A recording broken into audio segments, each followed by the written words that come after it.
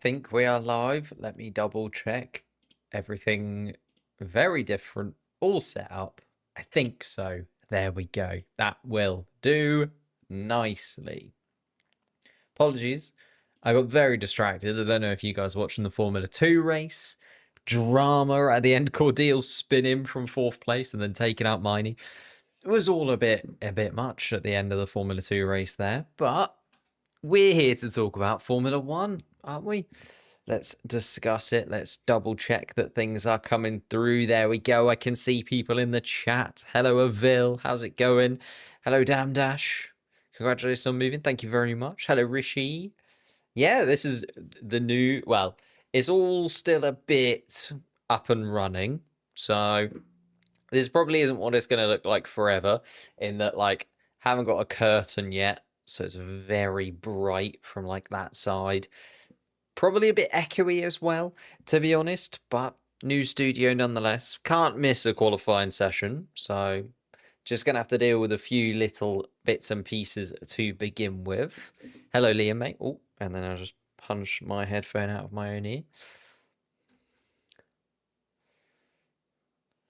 What's with the new background? This is it now. This is the new background. The new studio is here. The new background is here. The old background is very much gone. We will never see that again. Even though I've still got a few videos that I filmed in that previous background and a few shorts as well that I filmed in that previous background that I didn't have time to edit because I was moving and finding a new job and all that new stuff. So, unfortunately. No chair. There is a chair. I'm just standing to begin with. I can show you the... Would you like to see the chair? There is a chair. But hello. Hello, Antonio. Hello, Sally's in there as well. The members club is in. New studio indeed. New studio. Feels weird. It's on the wrong side. I know. I couldn't.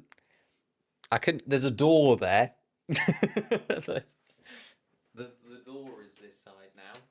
The door used to be on the other side, so I could get away with it. But I can't put the shelf in front of the door.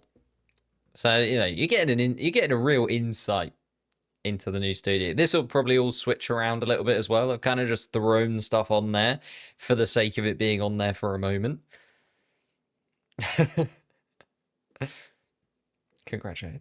Thank you. Who do you think will get pole position? Feels we've got the Singapore light. The Singapore light is also here. Don't worry. It's just on the floor at the moment.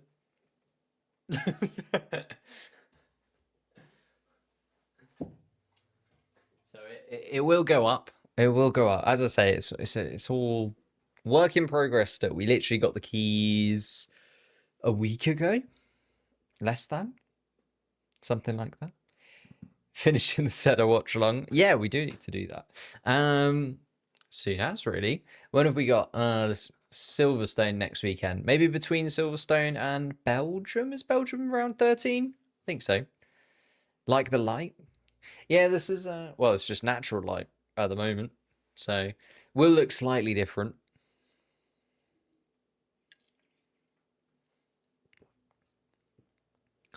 Have confidence in Stroll after FP2. I mean, the Aston Martin looks better. More upgrades to the Aston Martin car as well. It's definitely not unheard of. We are in Austria, though. Shall we talk about the Grand Prix itself? We are at the Red Bull Ring. And Red Bull do seem to go well here. You know, just saying. But they do pay the bills to keep the ring on the circuit. So, makes sense. Did I watch the movie? No, not yet. I really, really do want to go and see it, though. Really want to go and see the Formula 1 movie. It's only been out for a couple of days, though, hasn't it? And the problem is I also want to see it in IMAX because I've seen a few people's reviews and they're basically saying, like, it's very much worth watching in IMAX rather than watching it just sort of in a regular cinema. So I've got to do that as well. It's going to be tough.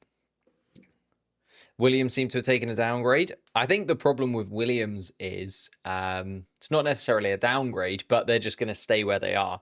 So they said really early on in the season, I want to say it was after like round 4 or 5. I think it was, coming back towards the Europe for the first time. Was it after?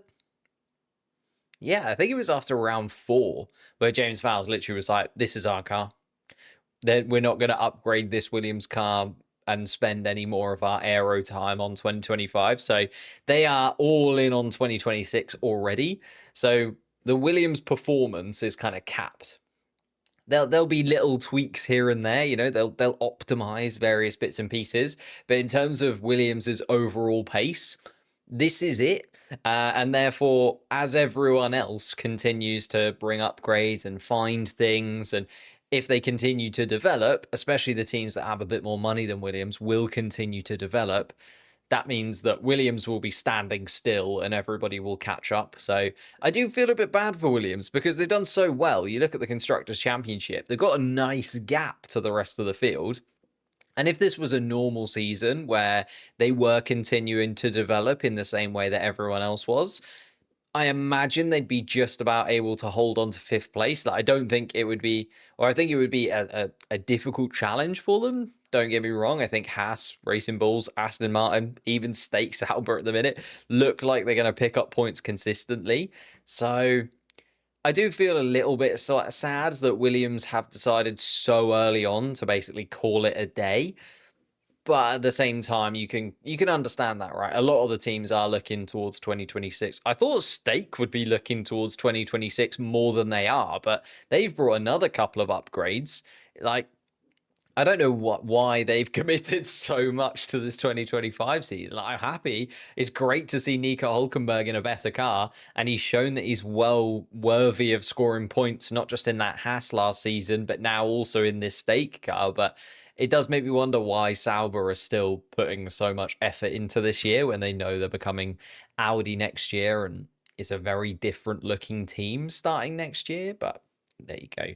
That's what they want to do. Looking towards the top end, of course, McLaren absolutely dominating now. Nearly twice as many points as the next best team in Mercedes. So the Constructors' Championship looks like it's done and dusted. And I think that actually opens up quite a few discussions about the Drivers' Championship, because I think if they were still in the battle for the Constructors' Championship, the team would have to be a lot more involved in obviously what the two drivers are doing. And I think the repercussions of what Lando did in Canada would have been much, much bigger had they still been in a battle in the Constructors. Like, say that Red Bull or Ferrari or even Mercedes were, say, like, I don't know, 20, 30 points behind them in the constructor standings. I think that Lando throwing away those 10 points would have been much more of a discussion point from the team. But actually, because they're so far ahead in the constructors, even though they lost those 10 points and Lando Norris put it in the wall, everybody from the team was just sort of like, oh, well, it doesn't really matter. And Lando just kind of held his hands up and sort of took the blame for it, and therefore took all of the sort of the spotlight onto himself rather than putting it on the team or anybody involved in the team. So it's just a bit strange how every thing in the Constructors' Championship, it seems to be done and dusted already. I know you could argue like Mercedes versus Ferrari for a second place, but at the moment, George Russell just looks so much better than Charles Leclerc and Lewis Hamilton. And I think Kimi Antonelli will do just enough to keep the Mercedes car ahead. I think Ferrari, as much as they're picking up points, they're not picking up enough. And then, yeah, Nick, why does Red Bull have 162 if Verstappen has 155 and Yuki has 10? Because Yuki scored 3 of those points whilst he was still at RB. I think, anyway. Off the top of my head, I want to say that was the case. But that is the points. Yeah, it must have been. So Yuki Tsunoda scored 3 points during his time at RB, and because he was in an RB car, they still go towards that constructor, whereas yeah, he's only scored 7 points at Red Bull Racing, and therefore those 7 points go to Red Bull Racing. He's still scored 10 points, but because he's been in 2 different teams, those 10 points are split across those two different teams.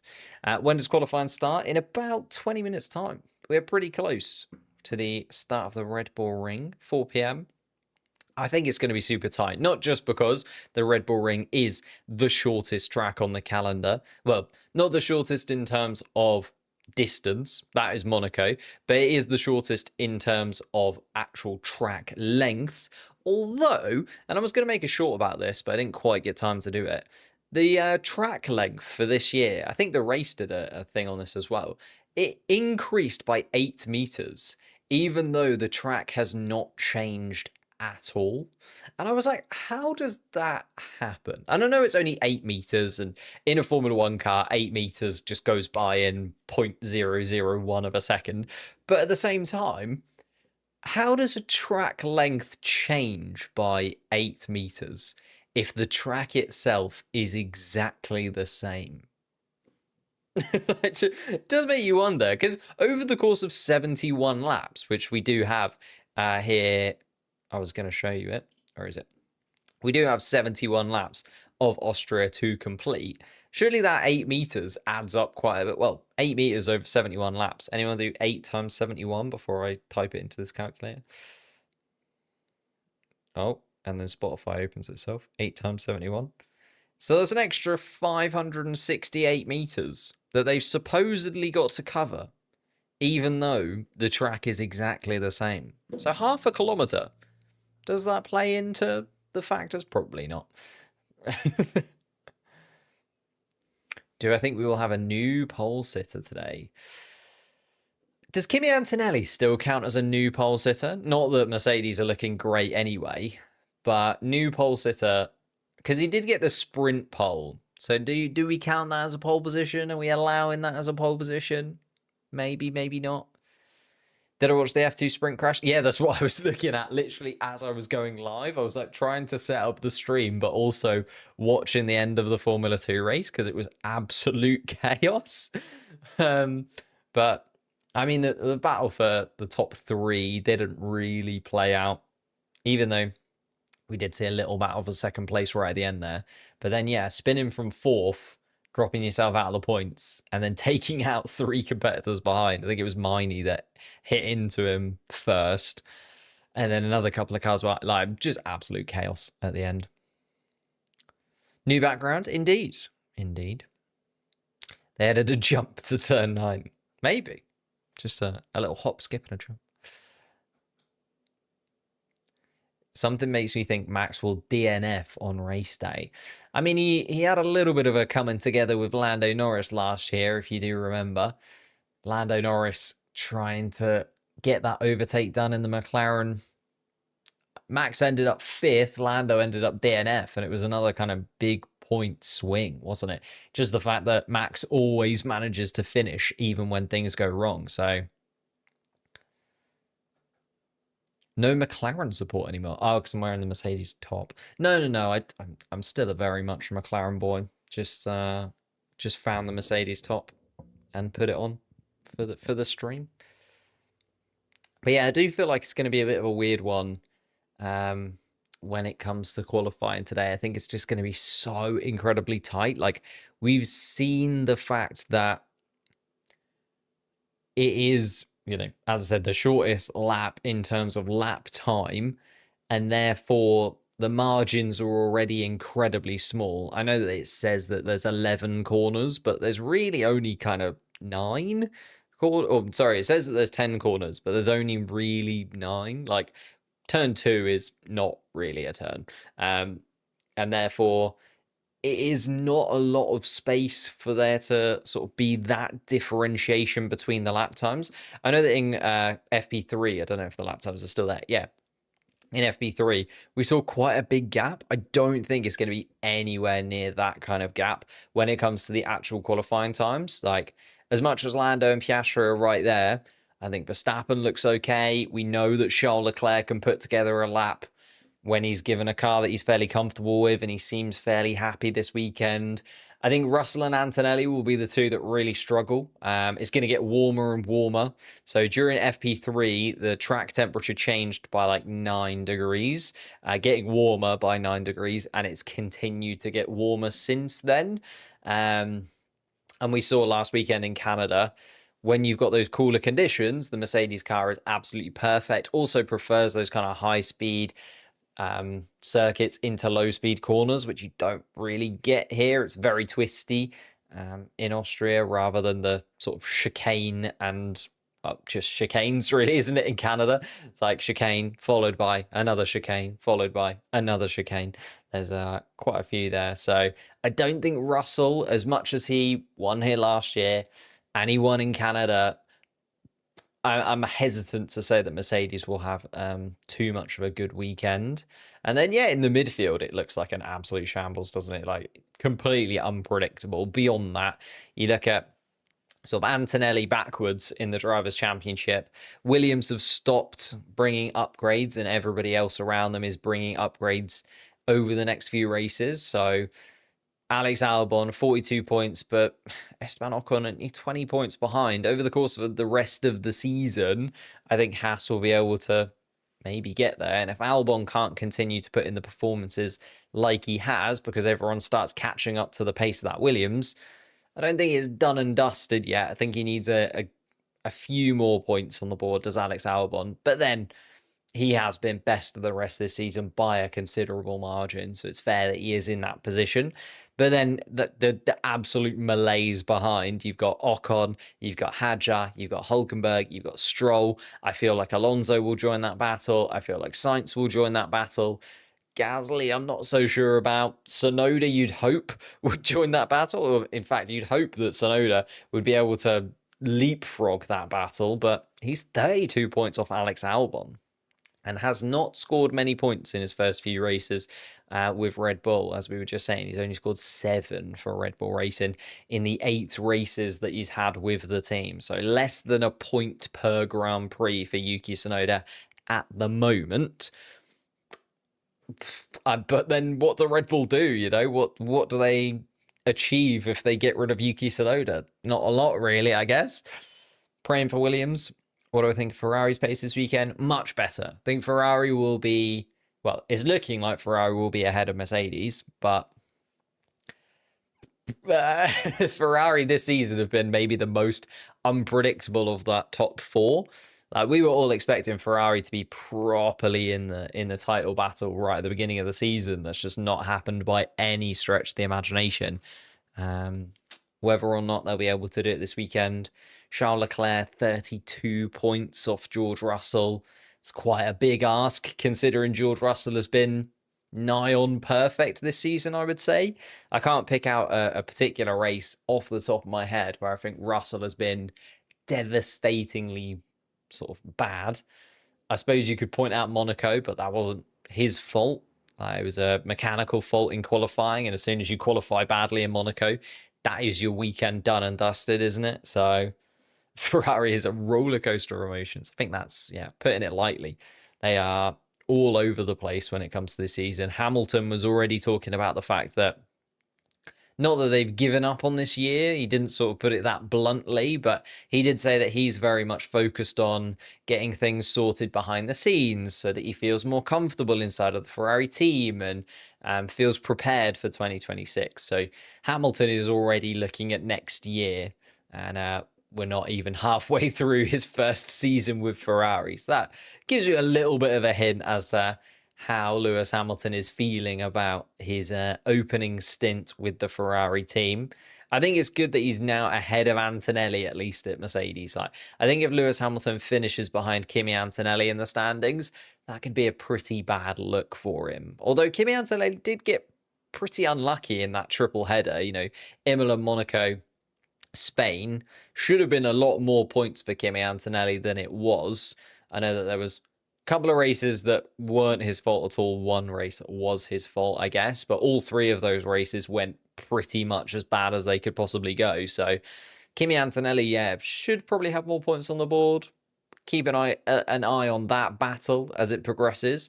But the battle I was going to talk about, Ocon, Hadjar, Hulkenberg, Stroll, Alonso getting in there, Sainz getting in there. I think that's the most exciting battle on the grid right now. I know that there's a title fight, but I think the title fight needs a few more races to really ruminate. And we need to see what kind of Lando Norris turns up for these final 4 races before the summer break. But I think that battle in there, Ocon has been great. Hadjar has been phenomenal, if not my rookie of the season. I know that every time I say Hadjar has been the rookie of the season, we then have Kimi Antonelli put in a wonder performance. But I'm gonna say it again. Isaac Hadjar has been absolutely brilliant. I think he's been the rookie of the season so far. Therefore, I hope he can get ahead of Esteban Ocon. Maybe imagine Isaac Hadjar finishes best of the rest. I know that he's half the points of Alex Albon right now, but it's certainly not impossible for him to get up towards where Alex Albon is. He needs the Williams car to really fall off of a cliff, don't get me wrong, but I think that could happen. You know, that definitely could happen. Will it happen? Probably not. Could it happen? Certainly. So it's a little bit of a weird one for Isaac Hadjar. I think he's been brilliant, though. Hulkenberg, we know his quality. And as I said at the top of the stream, don't know why Stake Sauber are putting so much effort into this car, but they really are. And it's working. Like, they are going much quicker than they were at the beginning of the season. Lance Stroll's a weird one. Do we really trust Lance Stroll to continue getting those points? Still doesn't seem 100%, does he? I know he missed the Spanish Grand Prix with that injury, did not look comfortable in Canada, even though he's had that surgery on his wrist. I think he needs the summer break to roll around sooner rather than later.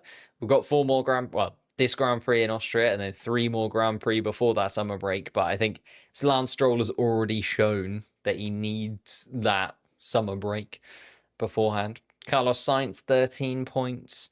Gasly's a weird one. I'd love to know what you guys think of Colapinto, because this is Colapinto. Is this Colapinto's 5th race? Imola was round 6, wasn't it? Yeah, Imola was round 6. So this is Colapinto's 5th race, and he's only supposed to get 5. No, because Jack Doohan had 6 races, didn't he? 5 races. I've lost all momentum in terms. I feel like the 2 weeks since the last Grand Prix have been such a whirlwind. Have barely slept. So forgive me if I'm forgetting really obvious little things. Camera looking crispy, thank you. I tried to update the settings for the new room, so maybe it's worked. I hope so. When will qualifying start? We're about 5 minutes away from qualifying starting, actually. We should probably start to get a couple of things ready. I did forget to put out the predictions poll. I say forget. I didn't have Wi-Fi until Thursday, so unfortunately I couldn't access the internet until Thursday. That was another weird thing, just not being able to watch or look at anything for like a week and a half. So if you want to get your predictions in, you can get them into the chat right now, because I don't have any predictions from you guys for this Grand Prix weekend so far.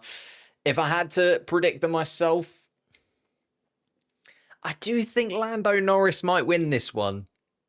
I know it's going to feel a little bit biased. I've literally got a... Oh, you can't see anymore. It's covered up. Literally got a tiny little Lando Norris figure in the background beside the McLaren car. But I just feel like he's gone well here in the past. You know, his first ever podium was here in Austria. Probably should have won here last year had he not had an absolute meltdown and then smashed into by Max Verstappen. I don't know. I just feel like I've got a feeling. Austria and Lando Norris, they just go together well. They've got a good connection. There's good chemistry there between Lando Norris and the Austrian Grand Prix. I just think that this weekend might be his weekend.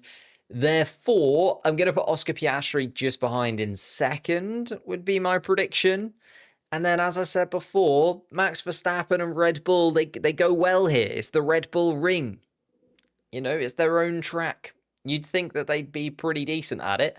And Max Verstappen is. Like, I feel like this European stint, and I remember talking about this last year, just sort of saying, we get to certain tracks, and it just sort of feels like a Max Verstappen track. And I don't know whether it's because he's quite an old school driver and the way that he sort of goes about Formula One is very sort of old school, but the way that Max drives, I just feel like he suits these kind of bespoke race circuits.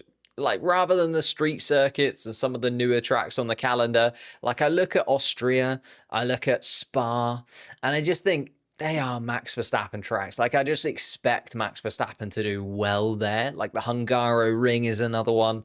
So for me, I think Max Verstappen's probably going to be on the podium. If not, I'd like to see Charles Leclerc. Didn't Charles Leclerc win here in 2022? So, you know, that season where Max Verstappen and Charles Leclerc looked like they were going to have a title battle before the Red Bull car flew off into the distance. And then we got the 2023 season, the most dominant Red Bull display, well, the most dominant Formula One display we've ever seen. So at least Charles Leclerc got that win before it then all unraveled in 2022. So I feel like Charles Leclerc goes well here as well. Maybe Charles Leclerc's a little bit of an outside shout. Kimi Antonelli did well last time, but I think the Mercedes car kind of suited the track. George Russell, I kind of touched upon. I think that the Mercedes car will just be out of it a little bit. Like, I'm worried a touch about them for qualifying. I think they'll get into the top 10, but if I was going to predict, you know, one of those drivers to drop out of the top 10, maybe Kimi Antonelli would be the one alongside Yuki Tsunoda. Verstappen P8, Kimi P1. I wouldn't be surprised if that was the other way around. But I would be surprised if it was that one. Have I moved house / redecorated? I have. I have loved the new setup. Thank you very much, guys. Appreciate it. Lots of positivity. It's blue. I painted it because it was like bone white and it was really weird, especially if I was wearing anything white. Like, I just sort of blended into the background. So I've gone for blue. Let me know what you think. A little bit of a display. I need the Singapore light, though. I'm thinking the Singapore light maybe like up the top, you know, to crown this kind of side of the room. Because if I get rid of the chat and I sort of stand to this side, I feel like that's quite a dynamic, maybe sort of a, you know, if I'm filming a video, little pop-ups on this side, me on this side. Don't know what you think. That was my idea behind it. But obviously for the live streams, I'm in the middle because the chat's there. We need the chat. Best team McLaren, struggle Ferrari. Yeah, I think so. Surprise package is an interesting one. Isaac Hadjar did have a little spin in FP3. Is he a surprise package though anymore? You know, if Isaac Hadjar has a brilliant weekend, is it a surprise package? I don't know. Would be nice if you get floating shelves.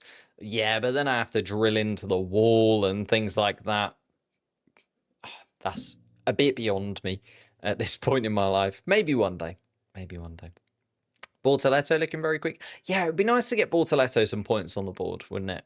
Be really nice to get Bortoletto with some points on the board because you're looking at Bortoletto and Colapinto, the only two that haven't scored points from the drivers that are taking part still. Obviously, Jack Doohan didn't get any points. Whether he'll be back, we'll have to wait and see. Alpine are still in the search for a new team principal. Obviously, Ollie Oakes left. Flavio Briatore's kind of taken the intermediary role, but I think they need a team principal, pretty sharpish. Like, going into 2026, they've got the transition to Mercedes engines. I suppose behind the scenes, like David Sanchez will be holding down the fort in terms of the engineering side of things, the aerodynamic side of things. But I still think they need somebody to be at the top of the team and start making those crucial decisions, probably before the summer break, although it feels like it's going to be the summer break. How many team principals they have gone through is just ridiculous at this point. I know that Ollie Oakes didn't get fired as such, although it was a little bit weird, wasn't it? His brother was taken in, so he then disappeared, and I haven't really followed what's happened since then to the Oakes brothers, but unfortunate is what I could say from Alpine's perspective. But they need someone else to go in there pretty quick, and they're having a pretty dreadful season so far. Like, they are now bottom of the Constructors' Championship. And again, 2022, this is how Formula One can go. 2022, Alpine beat McLaren by a margin. It was a tiny margin, but a margin nonetheless in the Constructors' Championship. Alpine came fourth, McLaren came fifth. In the 3 years since then, Look at the difference. Like, just goes to show that you can be ahead of a team, but unless you've got that background, I feel like that's where McLaren have really shone through. Like, they've had that clear setup. Zach Brown, Andrea Stella, the drivers underneath them. They've had a really clear principle. They've had the same team. They've had consistency. They've made crucial decisions at the right time, made it count. And that's why McLaren are now at the top. And then Alpine, who were pretty much neck and neck with McLaren 3 years ago, have just gone down the complete other path, right? They've changed management teams. They've changed engine manufacturers from next year. There's been no consistency. Just absolute crazy. It's baffling to me how McLaren and Alpine can now be top and bottom of the Drivers' Championship, respectively. But at the same time, I just don't get it. I don't understand Alpine. I just really don't. I don't understand what they are aiming for. We're going to have 2 drivers hitting 200 points this race. Oh, that is big talk. Lando, I mean, as the way I predicted it, I do agree. I think Lando Norris will win the race, get 25 points, move himself up into 201. And yeah, Oscar Piastri, likelihood of him getting 2 or more points. So finishing 9th or above. Pretty solid, isn't it? Pretty solid. They're all focusing on next year. Yeah, true. But I think you need a team principal who you're going to have for next year. And Alpine don't have that at the minute. So waiting on that.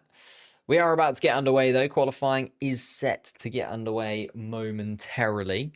We are looking at Isaac Hadjar inside of that RB car, putting Liam Lawson to shame, really. 4-point scoring finishes for Isaac Hadjar in the last 4 Grand Prix. Before that, an 11th place finish. So it's very, very solid from Isaac Hadjar. Consistency is now coming from the Frenchman, and it's starting to look very, very good indeed. It's crazy that Oscar has almost as many points as Mercedes. I think that just goes to show the dominance of this McLaren car this year. And the fact that, you know, Oscar has won, what, 5 out of the 10 races so far? So it has been very, very comfortable indeed. In fact, outside of that mistake in Australia, the championship would look very, very comfortable for Oscar Piastri at this point, because his teammate would be outside of a win's worth of points.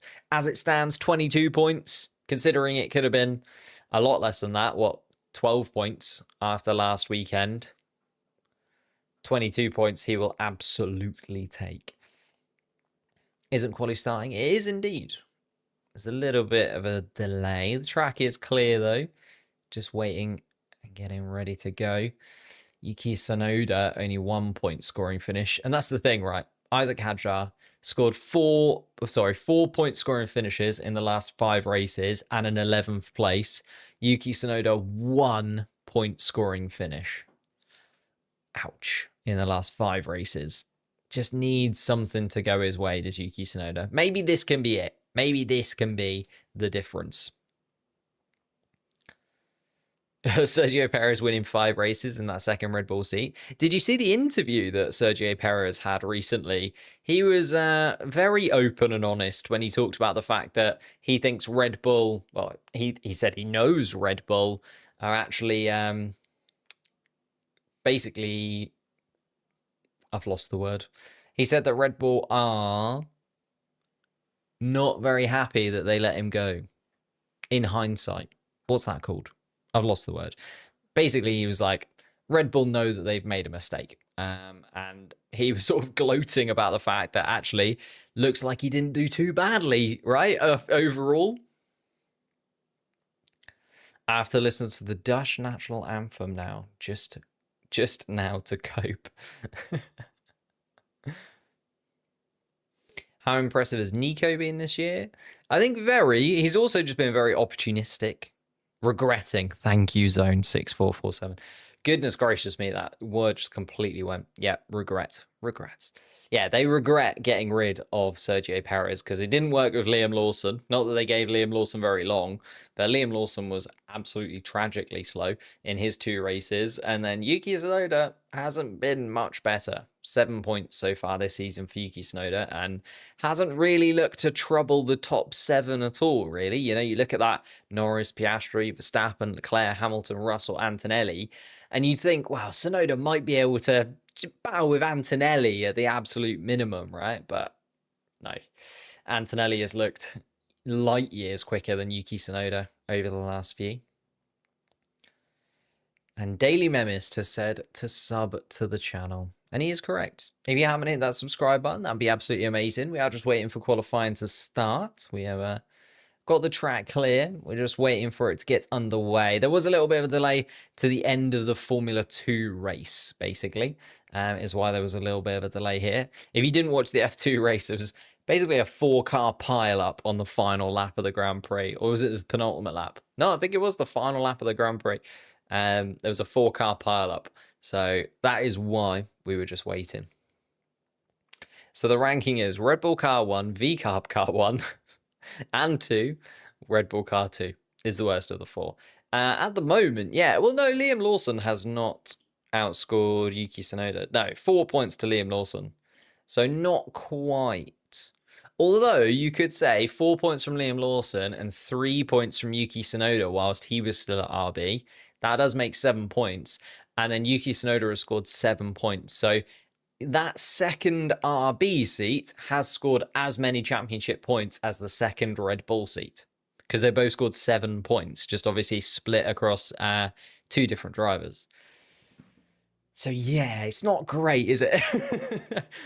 Basically, you've got a number 1 driver in Max Verstappen, a number 1 driver in Isaac Hadjar, and then 2 number 2 drivers that have, or 2 number 2 cars that have equaled points with one another, even if the drivers haven't. Lawson has outscored Yuki since the switch. That can't be true. It's got to be 4-7, no? I think, yeah, Yuki scored 7, Lawson scored 4. But we are underway.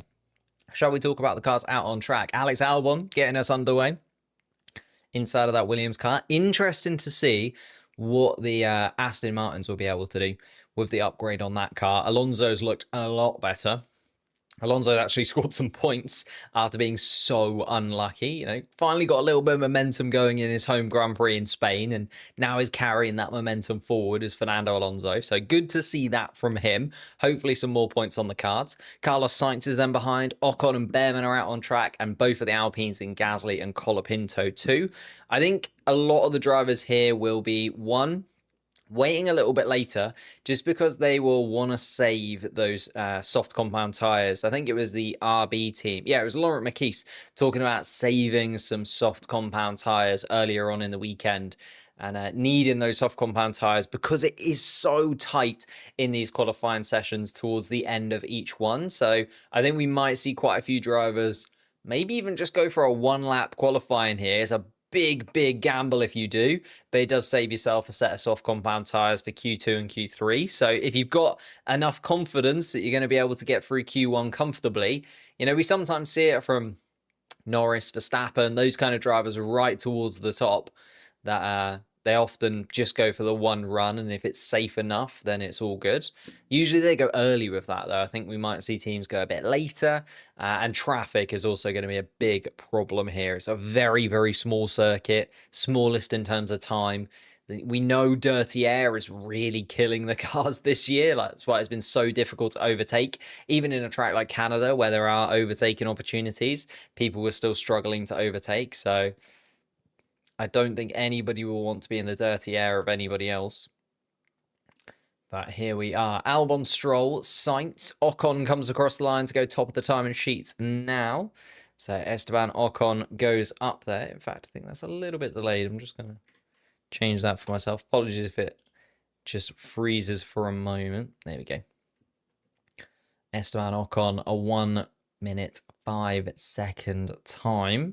Albon 106, Stroll 106.0 as well, thousandths of a second between those two. Fernando Alonso, though, Going to be coming across the line fairly soon. Oh no, Fernando Alonso's peeled into the pits. I was looking at Lance Stroll. Lance Stroll's on a flying lap. What happened to Fernando Alonso? Disappeared into the pits. Interesting. Keep an eye on that. Here come the McLarens, though. The two that I've really got my eye on for pole position this weekend does feel like Lando Norris from the free practice sessions has at least got the little bit of an advantage. I'm also going to keep an eye on the track limits because you know here in Austria, it is a track limits minefield. We often see some track limits here in Austria, but they have put some sort of mini gravel traps in over the last couple of years, and therefore maybe we won't see too many people go super wide at turn 10, but there's the incentive there, isn't there? There's lap time, to be found.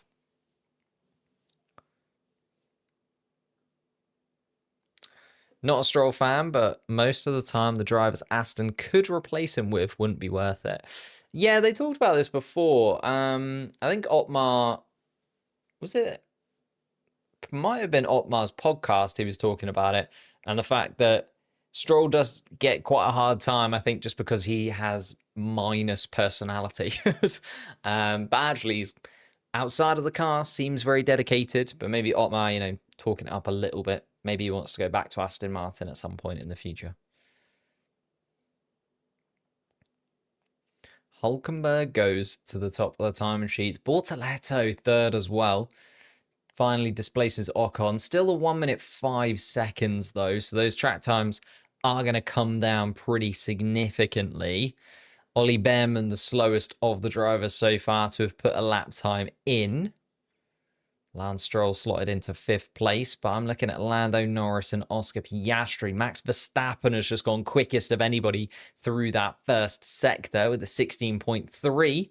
So through that first sector, those just kind of two straights, really. So not too much to take. It's the second sector that is going to pay dividends, and Max Verstappen has a lockup down in towards turn 4 and just loses a little bit of time through there. So... and that's what I mean. So turn 4, 5, 6, 7, 8 are the real clinchers here. It's that middle section where there's time to be found. That second sector is the one to keep an eye on. And Lando Norris has just gone quickest of anybody through that middle part of the lap with a 28.8 through there, a 16.4 through the first sector as well. So Lando Norris looking good to match Max Verstappen as Verstappen goes quickest of anybody with a 1 minute 5 second 0.1 for now. Lando Norris is going to be right on top of that though and goes 0.4 of a second quicker. And that was that Max Verstappen mistake down at turn 4 just seemed to open the door there, didn't it? Lando Norris up into the top spot, 28.8 through the middle sector, 19.3 through the final sector as well from Lando Norris. Quickest in both of those. Charles Leclerc comes across the line to go third fastest in the Ferrari. So it is Norris, Verstappen, Leclerc right now in the top 3. Of course, it is only Q1. We're just looking for those bottom 5 drivers. But for now, as Oscar Piastri... it's maybe gone for a slow lap, or was that a mistake possibly from Oscar Piastri that then led to him having to take a slow lap? Have a little look at that. Isaac Hadjar does what he does best, slots himself between the two Ferraris. Hamilton third, Hadjar now 4th fastest of anybody out there. Antonelli and Russell looking, looking quick, don't get me wrong. I don't think they're going to be like right in the midfield pack or anything like that, but just not quite having the pace of the top teams right now. Antonelli comes across the line 4th fastest. George Russell going a little bit quicker than his teammate through the first couple of sectors by what I can see. And no, goes 7th fastest. George Russell slots in behind Charles Leclerc. Yuki Tsunoda then 8th. And again, the 3rd and 4th fastest Red Bull powered cars in 8th and 9th place.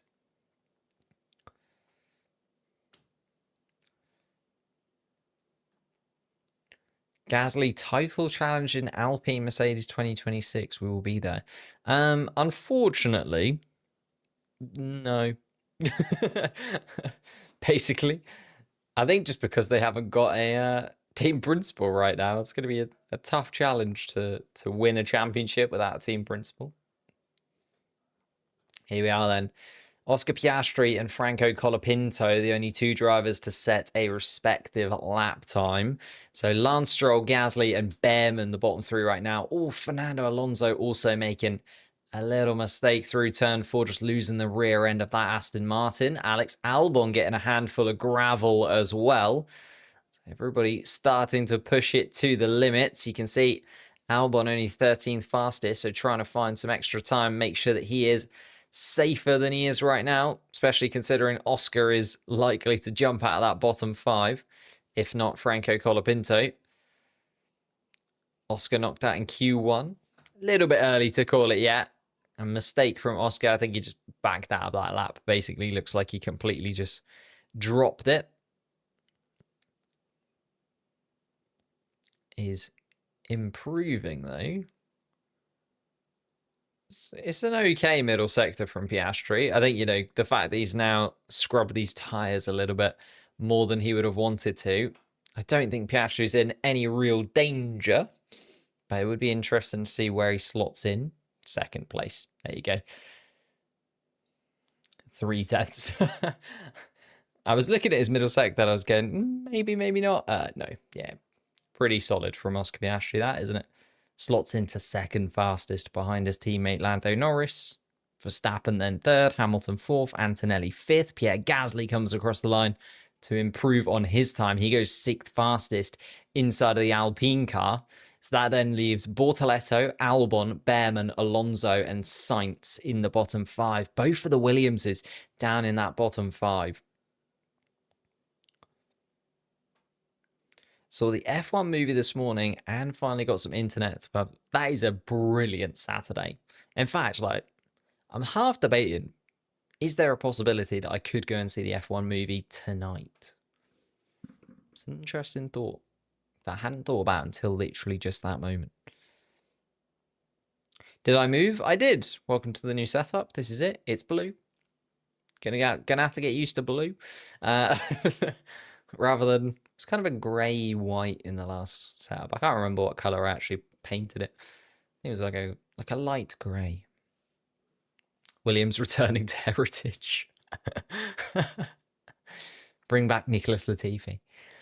Nico Hulkenberg is in 13th place and just watching his onboard right now, improving through the first sector and through the second sector. So looks like he's going to get himself at least higher than 13th for now. What does he need? 0.3 of a second to get up into the top 10.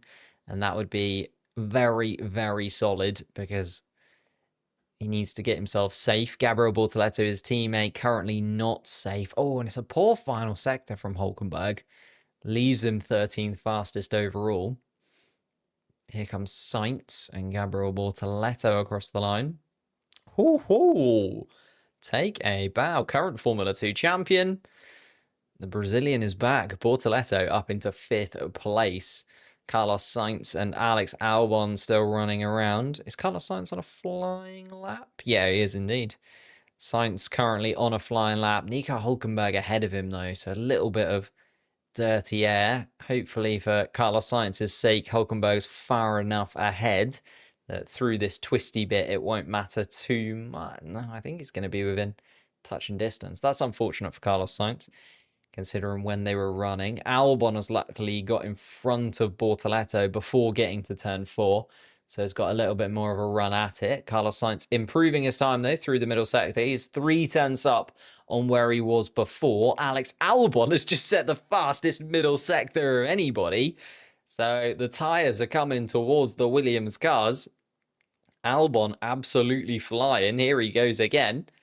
Carlos Sainz comes across the line, only 14th fastest, but this is going to be something special from Alex Albon if the final sector isn't too bad. And there he goes, up into 5th place. Alex Albon lost a little bit of time through that final sector, but that middle sector, 28.7, fastest of anybody so far, and Albon has entered the game. That puts Nico Hulkenberg back down into that bottom 5. Hulkenberg 16th place now. Ocon, Stroll, Behrman and Alonso down there with him. Carlos Sainz, the man on the bubble, the man under pressure once again. Just doesn't feel like this Williams car is ever going to fully click, does it, for this Carlos for Carlos Sainz this season. Lando Norris still quickest of anybody. Will Norris go out again? Yes, is the question. He is literally going around turn 4 as I ask myself that question. So Norris, Lawson, Ocon out on track. Sainz and Albon will be making their way back around into the pits. So it is Lando Norris to keep an eye on, as he's going to be the next driver to set a fast lap time. Leclerc and Hamilton also worth keeping an eye on, because Charles Leclerc is down in 10th place right now, and it's not, impossible for that time to drop down into the bottom 5. Does need to improve to Charles Leclerc. Hamilton a lot safer up in 4th place at the moment. Behrman has then come out too. Kind of 3 Ferrari drivers all in a row there. Leclerc, Hamilton and Behrman coming down that straight between 4 and 5. Stroll and Alonso behind in the Aston Martins. But Lando Norris is now starting his flying lap. Let's keep an eye on Lando Norris's lap time, as he does have to get past Yuki Tsunoda through turn 2. Tsunoda and Verstappen trying to make their way out of the pits. And this is going to get busy now. We've got 2.5 minutes left on the clock. And this is where I was worried a little bit about the traffic out there on the circuit. It's a very small track here in Spielberg. And we need that dirty air factor is going to play a part in this final sort of run, making sure that that bottom 5 out in Q1 doesn't contain Lando Norris, unlikely, but Oscar Piastri also looking to improve. Lando Norris just going past Fernando Alonso, and again quick through the middle sector. Lando Norris has taken that fastest sector back from Alex Albon and given it to the McLaren team. Comes across the line, Lando Norris, and does indeed improve on his time. So Lando Norris still pole position. Oh, did lose a little bit of time through that final sector though, Lando Norris. Oh, and Ocon right on a knife's edge. Gains a couple of tenths, but was really pushing it through those final couple of corners, looking at the onboard there of the Haas car. Carlos Sainz then does drop into 16th place. Less than a minute and a half left. Where is Carlos Sainz? He is at turn 3, so he's going to come across the line pretty late, is Carlos Sainz. Got more than enough time to get around, but it's going to be tight. Tsunoda there as well. Fernando Alonso is improving through the middle sector. Alonso down in 20th spot at the moment. Colapinto comes across the line. Oh, it's not great from Colapinto. Lance Stroll gets himself up into 12th, though, to try and make himself safe. Where's Fernando Alonso going to slot himself into? It's 8th place for Fernando Alonso, ahead of Ollie Behrman. Also puts Gabriel Bortoleto down in 10th. Antonelli is in that mix, and George Russell is down in 15th place at the moment. So George Russell really does need a lap time here. He's coming across the start-finish line now, so he's starting that flying lap is George Russell. But he can't afford to mess around here, can George? It's been a very, very good start to the season for George Russell. Needs it to continue here. George Russell, up the hill he comes. He has improved and going quicker. It's going to be very tight. It's going to be very tight. This final qualifying session is looking almost impossible to predict. Gasly goes up into 4th place. Liam Lawson currently 3rd as well in the RB, which we missed. Here comes Colapinto up into 12th place. George Russell a little bit deep through the middle sector. Keeping an eye on him. He's 16th place right now, and he's lost a good chunk of time through that middle part of the lap to Lando Norris. This could be absolute disaster for George Russell if he doesn't get a good final sector. Couple of corners to go for George Russell. 2 right-handers coming your way. Gets as close to the gravel as he possibly can through turn 10 and goes up to 11th fastest for George Russell. Just behind Kimi Antonelli. My goodness me. Lance Stroll then drops into the bottom 5 and out. Esteban Ocon is also out. Carlos Sainz doesn't improve, so he's going to stay where he is. Is Nico Hülkenberg on a lap? Yeah, Hülkenberg just coming around turn 9 and 10 right now. Tsunoda is going to be out as well Is Hulkenberg on a flying lap? No, Hulkenberg is not on a flying lap. So that is going to be our bottom 5, ladies and gentlemen. Lance Stroll, Esteban Ocon, Yuki Tsunoda in the Red Bull ring, Carlos Sainz, and Nico Hulkenberg, the slowest of the bunch. Goodness me. And Yuki Tsunoda, no front grip.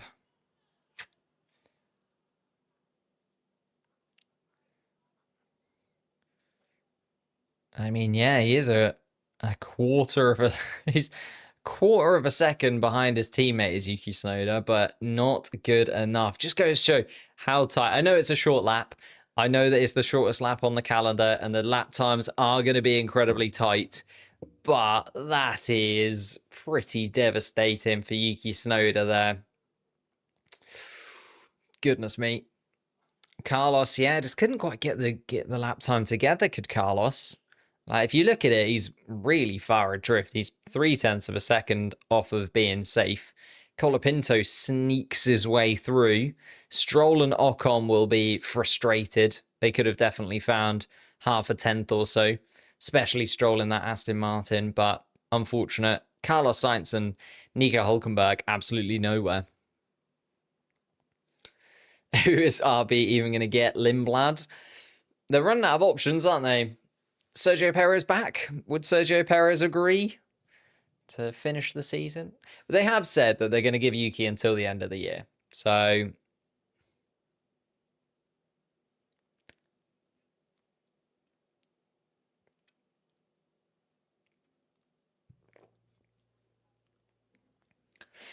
Perez P7 in quali. Yeah, I know. Again, like Sergio Perez said it himself, he thinks that Red Bull are regretting their decision. We all thought it was a good choice, though, right? We all wanted Sergio Perez out. We all looked at Sergio Perez's season and were disappointed in it. But just is the way it is, isn't it? And Sergio Perez now looking like an absolute genius. Like, Sergio Perez is looking like a banging driver right now. But we looked at it a year ago and didn't feel like that was the case. So it's so difficult to track, isn't it? So difficult to predict. And even the thing is, I think Yuki Tsunoda said it himself a few races ago. Tsunoda said, to get pace out of the Red Bull car, you have to drive it like Verstappen.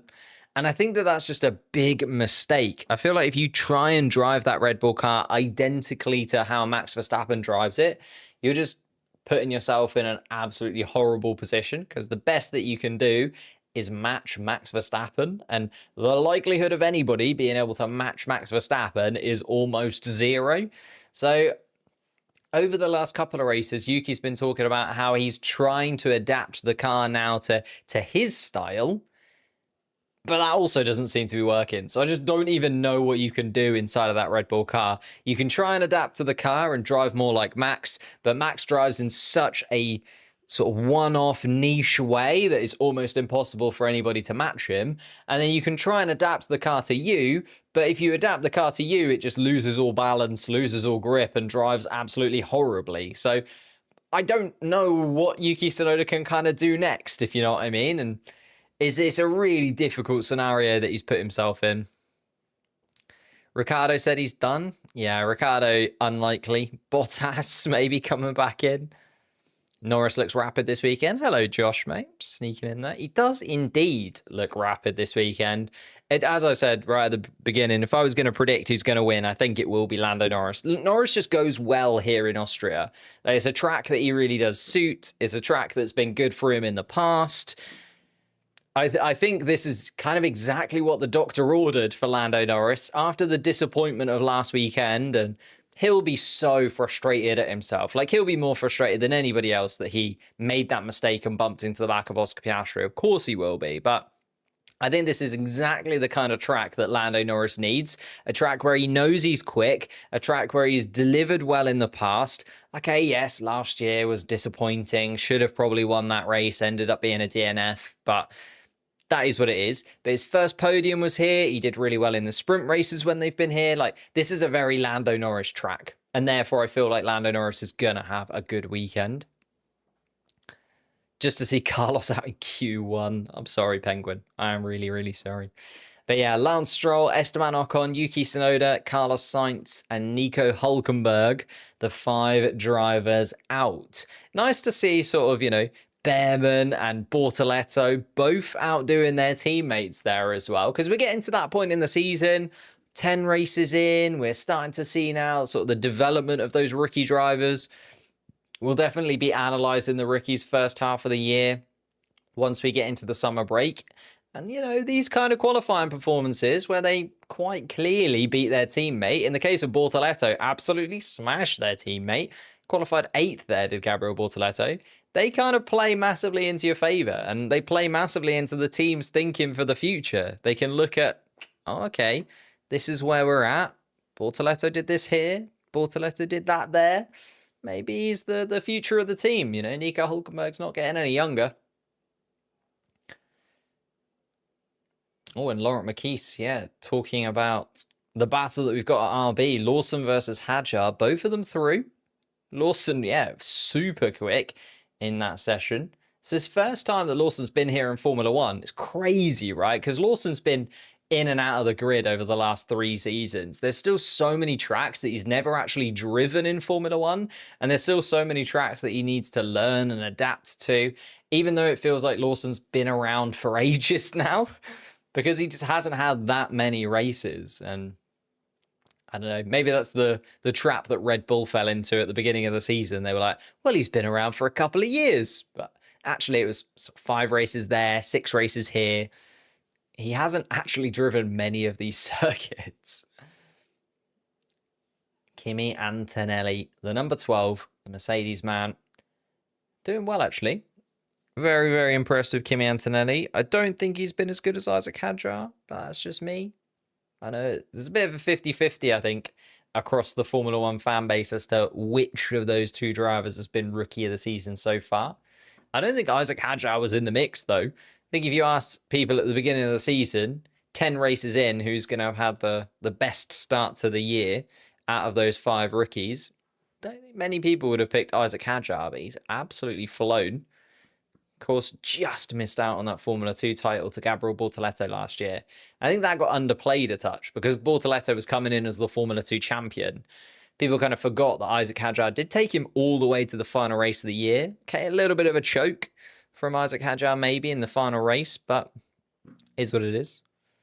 I've got that Lego McLaren F1 car. It is a good one. It is very, very nice. It was a Christmas gift, I want to say, for myself. Still do need the Singapore light needs to go up though, doesn't it? The Singapore light is missing.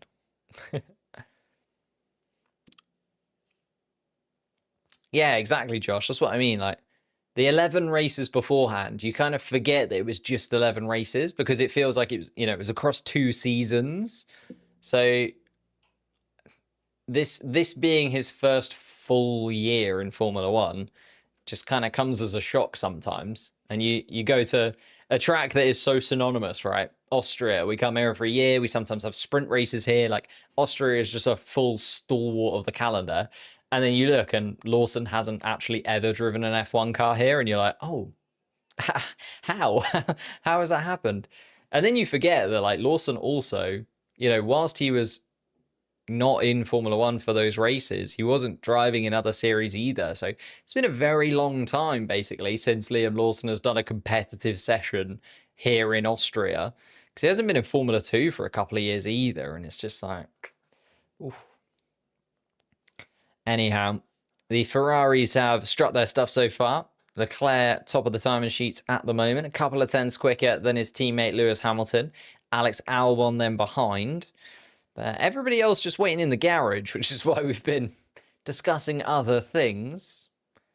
Waiting for the other drivers to blink. Of course, qualifying 2, we're just looking for another 5 drivers to fall out. It was Lance Stroll, Esteban Ocon, Yuki Tsunoda, Carlos Sainz, and Nico Hülkenberg that weren't fast enough in Q1. They're going to start from 16th, 17th, 18th, 19th, and 20th, respectively. And now we're just looking for another 5. So 11th through to 15th place. You don't want to be there in 11 minutes' time. Lando Norris looks across. Knows this weekend is a big, big weekend for Lando Norris. Been a lot of videos actually about Lando Norris bottling the championship and that collision in Canada. I think it's way too early to call. Still only 22 points that gap. Very impressed with Oscar Piastri so far this season, don't get me wrong, but by no means is this championship done and dusted with 14 races still to run. We're not even halfway through the season. What is Jaguar? Jaguar was Red Bull. Well, Red Bull was Jaguar. That way around.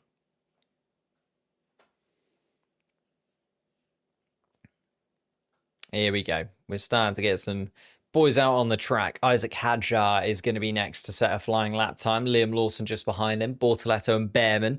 That's a lovely little gang, isn't it?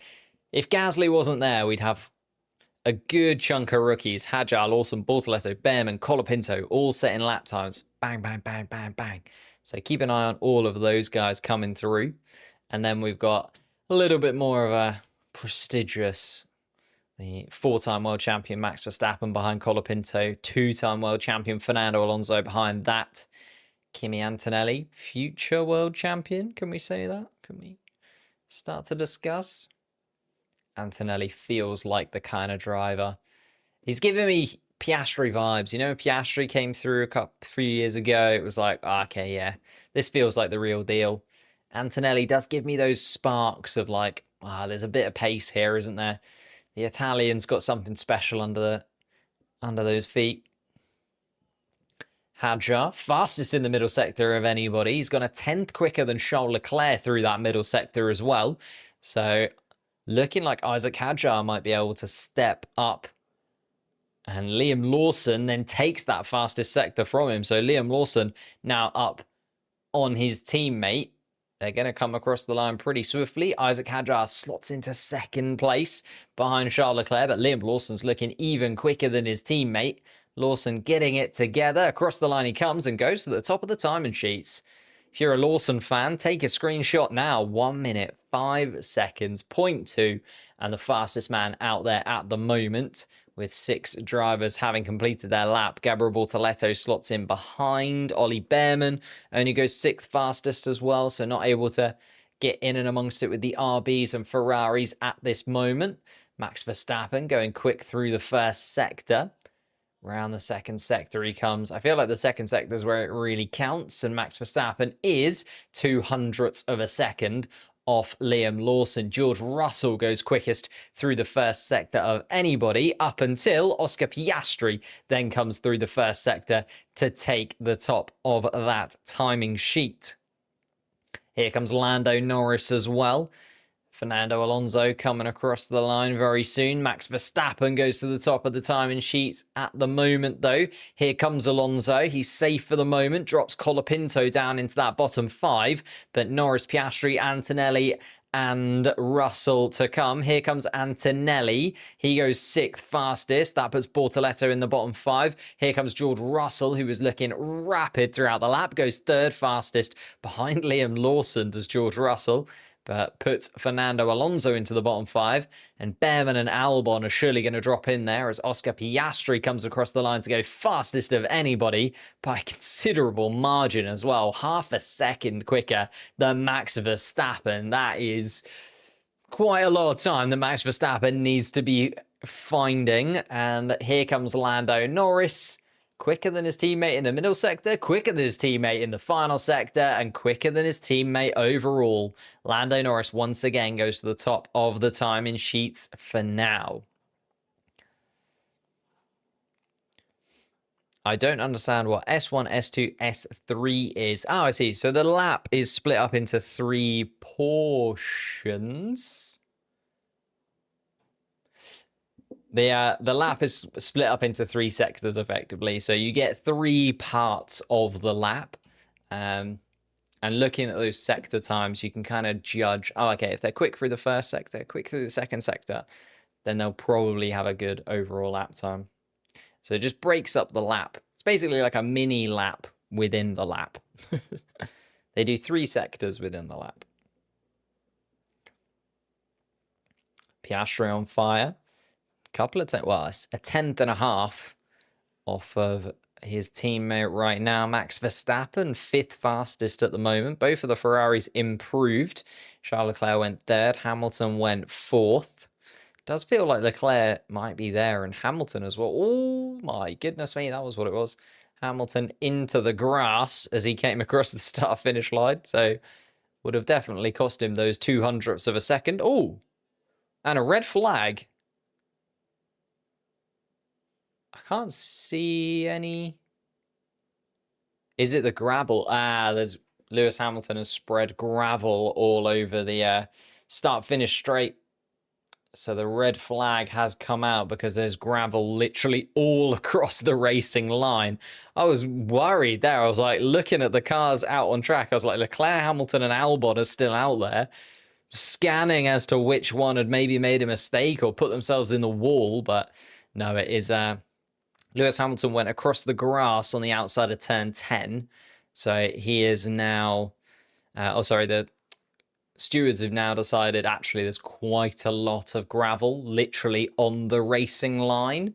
So 5 minutes and 42 seconds on the clock, and the red flag has come out. So the session has stopped for the stewards to go out, the marshals to go out there and sweep up a little bit of gravel and just move that off the racing line. Alex Albon has come into the pits. Lovely. So the marshals will be able to go out now and start sweeping that up. It's never ideal for the teams to have a red flag. And you'd be saying, well, it doesn't matter right now, surely, because the teams will, be able to come back into the garage. It won't affect them too much. But I was actually reading up on the tire blankets that they use, and obviously the window that you're allowed. So because of the change in regulations, you're only allowed your tires within the tire blankets for so long. And because you want to ramp up the temperature of the tires to a set specific moment, effectively the teams kind of put the tires in the oven, if you will, at a specific time before qualifying begins. So actually, when you've got something like this and you have a red flag midway through qualifying, all those oven times that they've used for all of those soft compound tires actually just get slightly offset. And the fact that we had a delay from the Formula 2 start, like teams will be kicking themselves right now, basically. They'll be so annoyed that this red flag has dropped because all of that planning that goes into putting the tires into the tire blankets at just the right time and putting the tires up towards their optimal temperature right at that specific point all goes out of the window. So it's weird, but it was such an interesting thing that I was reading about. And the fact that the teams basically kind of predict when they're going to want to go out in qualifying and therefore put the tires in the tire blankets at that specific moment. Did I see the F2 crash? I did. Oh, I did. It was dramatic. Well, it was like a bit of a weird one, wasn't it? Because was it Correa? I've completely forgotten now. I was setting up the stream as I was sort of watching it. Like he spins at turn 3 and then there's sort of a few cars that go past and then Mini just decides to smash into him. So it's a little bit of a weird one. Fire? No, there's no fire, just loads of gravel literally on the racing line. So typical, the English spoil it for everyone. Is it on fire? Is it another grass fire situation? True. Oh, I haven't actually seen that. I wasn't paying attention. I thought it was for the gravel that was on the racing line. But there we go. Race control will resume at 4:47. So we've got 4 minutes time.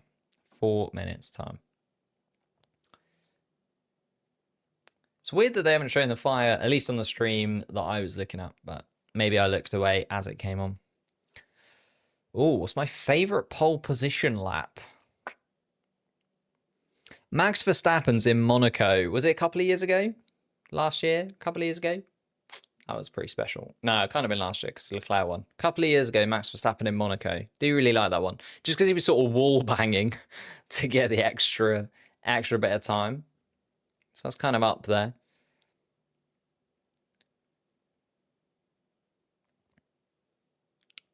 What violation does Colapinto have? I think it was a... Yeah, track limits violation. Antonelli's also got a couple of investigations going his way. Investigation. Failing to follow race directors instruct... Oh, maximum delta time. I feel like they're all the same. Failing to follow race directors' instructions.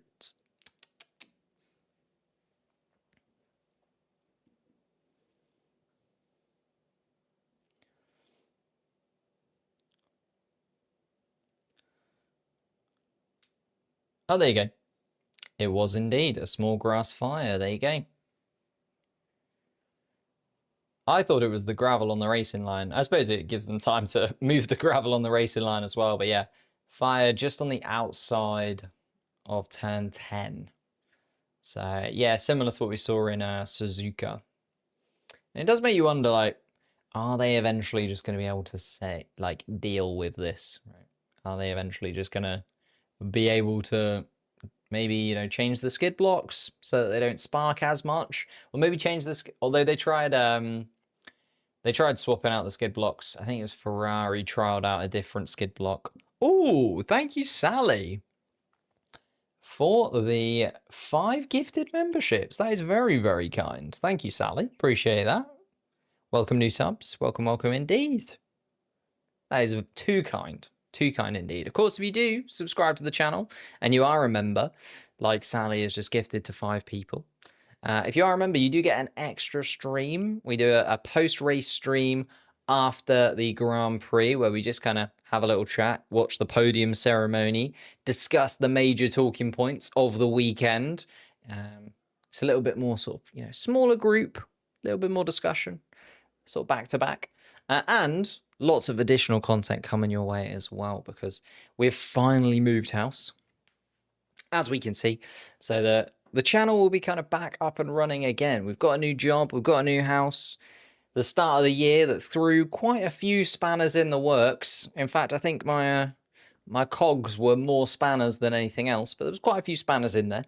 We've dealt with those spanners. We're slowly removing the spanners, and we should be up and running once again. But Sally with an absolute belter. Beautiful. Thank you so much, Sally. Massively appreciate that.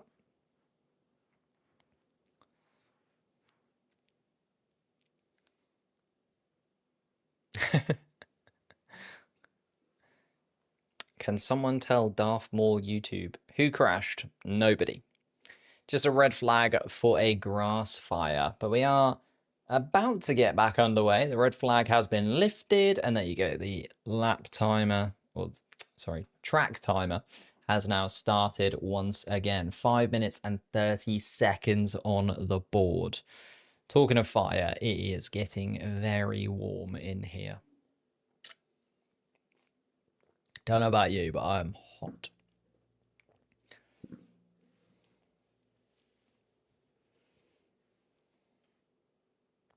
Gravel might disrupt the other drivers. I feel like if they've put out the fire, they've probably also dealt with the gravel, right? Deal with the gravel at that point. Deal with the fire and the gravel at the same time. Like...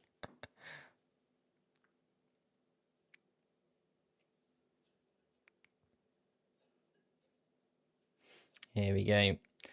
So the 5 drivers in there: Albon, Behrman, Alonso, Bortoletto, and Colapinto. The 5 drivers that need to improve. Got some spokes in the wheels. Well, no, but wheels want spokes, Sarah, don't they? Whereas cogs do not want spanners. Surely wheels want spokes. Yeah. I didn't think that was a Britishism, though. Maybe it is.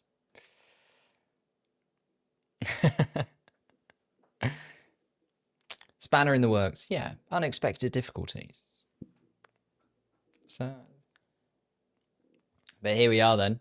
And the McLarens blink first, although... Ooh, because they're at the end of the pit lane, although they came out first, the Red Bulls also darted out. Gabriel Bortoleto trying to join the queue as well. Everybody's gone pretty instantly there. Who do I think will be world champion this year? Lucy. It's still too early to call. Still too early to call. Could easily be Piastri. Could easily be Norris. I think Max is still in the mix there as well, you know. George Russell.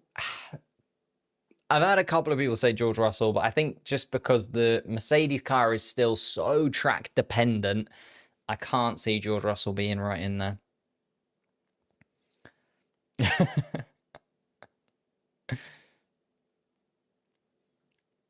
Meant to start at 47. It was, but everybody was just sitting in the garage, just waiting, watching, knowing that the lap times will come. It's a very short lap, so you can go out a little bit later, still get your lap time in, and then go for it, can't you?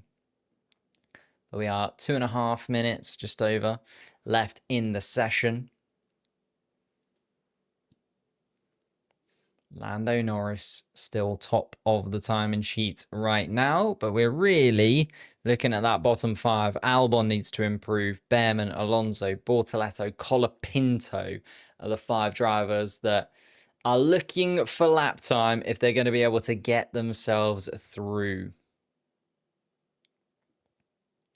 Have I seen the F1 movie? I haven't. We were just talking about this. I really want to. Maybe I'll try and see it this evening if I can.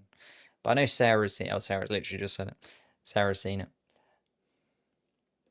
Ollie Behrman improves through the first sector. He's about a 10th up on Pierre Gasly's time. Alex Albon is still in the pit lane by the looks of things. Is Albon even coming out? Yeah, he is coming out. It's still in the pit lane. Behrman improving. Alonso is out there as well. Oh, God. It's going to be so tight for these 5 drivers. I think Norris, Piastri, Leclerc, Hamilton are pretty safe. Verstappen you could throw in there as well. Although 0.6 of a second off the lead, maybe not. Everyone kind of backwards. Does need a little bit of lap time just in case, as Gabriel Bortoleto is improving by 3.5 tenths to Pierre Gasly's time in 10th at the moment. And it is very tight indeed in that top 10. Hadjar improves, goes 6th fastest. Behrman does get himself into the top 10. He's 8th at the moment. That puts George Russell and Kimi Antonelli in a curious position, as Gabriel Bortoleto just goes 3rd fastest of anybody. I thought he was going to slot in behind the Ferraris. Goes even better than both Ferrari cars by 0.03 of a second. Gabriel Bortoleto has found a little bit of pace this weekend. Somebody's reminded him he's a Formula 2 champion. Kimi Antonelli is improving through the first sector, but not by a tremendous amount, considering his teammate George Russell is ahead of him by 0.3 of a second as the times stand, and George Russell is actually behind him on the racetrack. Russell just coming through turn 3 now. Russell, though, is going to hit quite a little bit of traffic here. Bortoleto, Behrman, Hadjar all in the way, as he's going to be coming through the middle part of the lap. Here comes Liam Lawson. Lawson improves, goes 7th fastest. Colapinto comes across the start-finish line. Doesn't improve unless Colapinto's now starting his flying lap. Yeah, it must be now starting his flying lap. So Colapinto coming across the line. Albon as well, starting his flying lap now. And there goes the checkered flag. So Kimi Antonelli comes across the line. It's only 8th fastest for Kimi Antonelli. 0.6 off of the pace. George Russell improves, goes 5th fastest. Kimi Antonelli then drops down into 9th. I did say I was worried about one of the Mercedes not getting through into the top 10 right at the beginning of this stream. Kimi Antonelli's looking ever closer to being that man. Isaac Hadjar has come back into the pits. He's unfortunately going to be out. So is Behrman. Gasly, I think, is on a flying lap right now. So is Franco Colapinto. And Alex Albon behind too. So Gasly's going to be first across the start-finish line. Here he comes in the Alpine car. Can he get himself up into the top 10? Yes. Goes 6th fastest. That puts Kimi Antonelli 10th. So we've got Colapinto and Albon can both ruin Kimi Antonelli's weekend. It's not going to be Colapinto as he comes across the line. Only 13th fastest. Here comes Alex Albon. Only goes 12th. And Kimi Antonelli can breathe a sigh of relief. 10th fastest overall, gets himself through. It's Fernando Alonso who is the first driver to drop out of the top 10. He'll start in 11th place tomorrow. Alex Albon beside him. Isaac Hadjar in 13th place. Franco Colapinto in 14th. And Ollie Behrman is the slowest of the drivers in Q2 there. He'll start in 15th. He'll be beside Lance Stroll, Esteban Ocon, Yuki Tsunoda, Carlos Sainz, and Nico Hülkenberg were the 5 drivers that we lost before. Gabriel Bortoleto, take a bow. Quicker than basically anybody who is right. Well, I suppose Gasly matched him. Gasly did match him. Lawson up into the top 10 as well. So the drivers that you'd expect. Obviously, Yuki Tsunoda still opening the door to the midfield teams. So 3 midfield drivers kind of jumping up into the top 10 where you'd expect there to be 2. But Lawson, Gasly, and Bortoleto is not usually the 3 that we have had in the top 10 this season. You know, you've got some big hitters missing out there.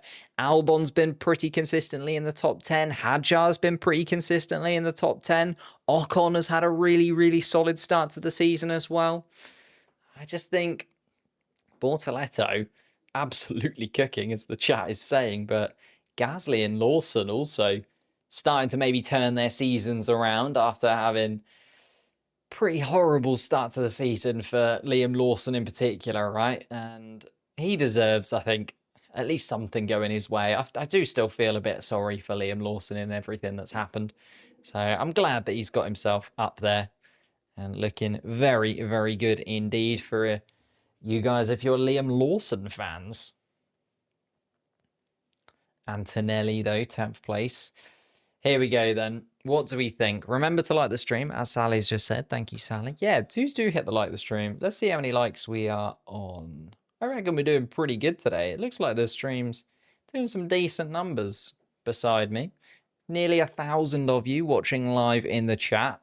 You could all hit the like button. It's completely and utterly free, and all it does is help out me massively, especially as the channel needs to get up and running again after a little bit of a hiatus whilst we were sorting out life.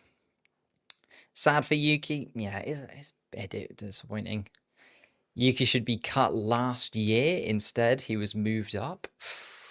I don't know about that. He was very, very good, Yuki Tsunoda, last year. Like, the whole reason he earned himself a contract extension was because he was absolutely sublime in the first, 5-6 races before Canada. Like, Yuki Tsunoda was one of the best drivers on the Formula 1 grid for the sort of opening third of last season.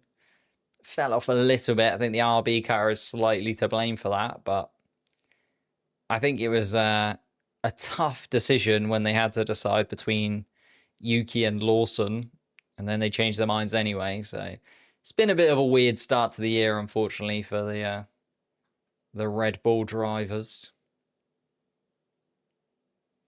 Oh, and Max Verstappen complaining about the Ferrari. Didn't see which Ferrari it was.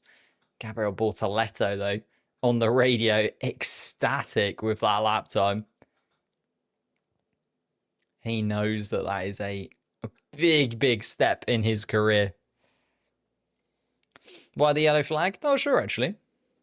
The session hasn't started yet. Sometimes there's yellow flags because marshals go out onto the track and things like that as these sessions are swapping around. No one will perform in that second seat? Yeah, I know what you mean. As I said, I think Yuki has tried both ways, right? He's tried to drive like Max Verstappen. That didn't work. So then he's tried to adapt the car to him. That's not working. I think he's running out of options inside of that second Red Bull seat as Yuki Tsunoda. He's finally on the same specification as Max Verstappen, but even that hasn't really helped, so... Oh, what do I think about the Max Verstappen Mercedes talks? Yeah, I was going to get your guys' opinions on this because George Russell, well, wasn't very cryptic at all, really, was he? You know, George Russell's being asked about his contract. He's being asked about next year and whether or not he's going to stay with Mercedes and what his plans are. So we were like, oh, yeah, that's interesting. Let's see what George says from his side of things. And actually... he's not super confident, is he, George Russell? Considering he just won a Grand Prix with the team in Canada, he is not overly confident that he's going to be at Mercedes for a very long time. I would imagine if well, George Russell has basically said Toto Wolff is in discussions with Max Verstappen. And that's what they're sort of waiting on. They are waiting to decide what happens with Max before they decide what happens with George. And to be fair, Max is a 4-time world champion. We know Toto Wolff has been a huge, huge fan of Max Verstappen for a very long time. It kind of makes sense that Toto Wolff is looking at Max Verstappen and investigating what he can do. From my perspective, I would imagine that Max Verstappen is pretty locked in for 2026. Like, I could see that being the case just because when Red Bull were, delivering him championships, I imagine they would have been smart enough to lock in Max Verstappen for the foreseeable future at that point, and particularly put in at least some kind of clause into his contract where he can't leave at the start of a brand new regulation cycle where they need the best possible drivers inside of that car. But it's then, because I imagine George Russell probably wants a 2 or maybe even 3-year contract. But if Max Verstappen is available in 2027 and Mercedes can come to some kind of agreement around the 2027 season, possibly, 27, 28, because Max will only have a couple of years left on his Red Bull contract, then I could see that being a little bit of a turning point. And therefore, if Max Verstappen can come to Mercedes in 2027, they'd only really want to give George Russell a 1-year contract. If you're George Russell, do you then take that? Do you accept the 1-year contract? I think you do. I think George Russell would be silly not to take that, especially because Mercedes are looking like they've got the best power unit going into the next regulation cycle. So I do think it's quite an interesting little dynamic that they've got going on there. And the fact that George Russell has kind of come out and told us that Toto Wolff is in discussions with Max Verstappen just does kind of open that door for those discussions once again, right? We talk about it a lot. It was always the Hamilton to Ferrari kind of video that everybody did every season. Now it's kind of the will Max Verstappen go to Mercedes chat again. That is a lot of Brazilian flags in the chat. Goodness gracious me.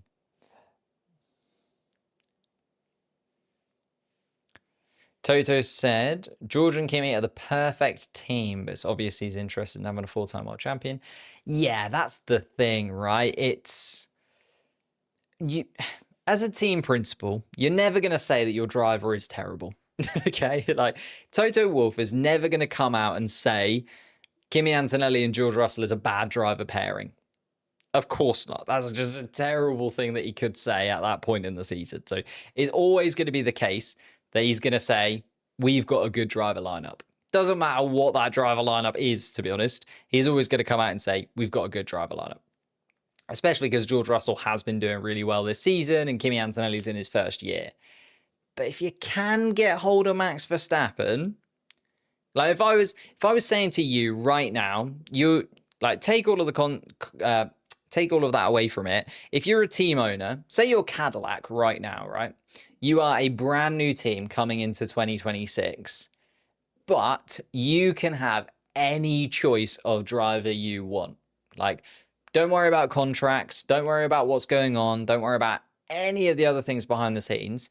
You are a brand new team and you get to just pick your favorite driver or the driver who you think will do the best inside of that team. You're picking Max Verstappen. So that's why, if in the case of Mercedes, they actually do have a sniff at getting Max Verstappen into one of their cars, of course they are going to try and get him into one of those seats. I just think Max Verstappen at Mercedes does feel inevitable at some point. Next year, I don't think so. Year after that, ooh. And George Russell was very nearly released into the side of Pierre Gasly there in the pits, as we are finally getting cars out on track. That was very, very tight indeed between those two.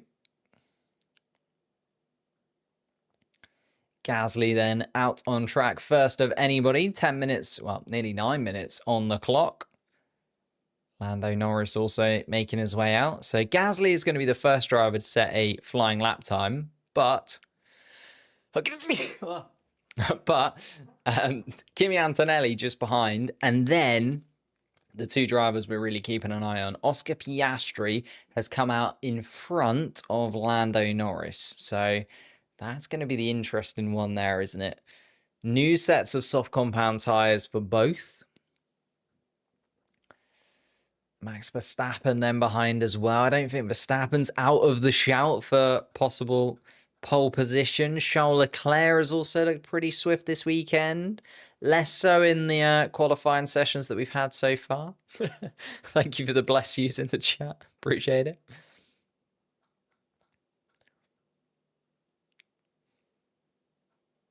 I think Bottas is reasonable, but why Perez over someone like Leclerc? Yeah. Ooh. Oh, it was Max Verstappen. I thought it was Gasly who... Oh, God, it's chaos in the pit lane, actually. As Max Verstappen was trying to make his way down the pits. Nearly got wiped out by George. Then nearly got wiped out by... I think it was an RB ahead, so that would have been Lawson. Goodness.